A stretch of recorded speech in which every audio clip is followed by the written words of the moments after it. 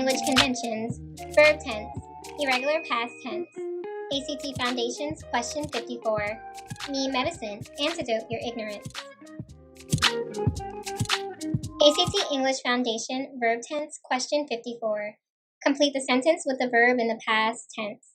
The phone blank, but no one answered it.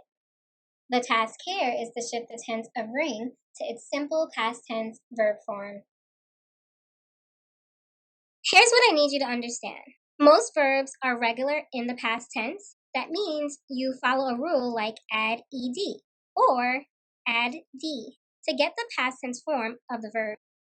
Some verbs are irregular in the past tense. That means you don't follow a rule. Instead, you must remember the past tense form of the verb. Check out this example. Jacob lost his keys. Lost is the irregular past tense form of the verb lose. This is a correct shift, and the overall sentence is formatted correctly. All right, back to our original question, and now for the solution.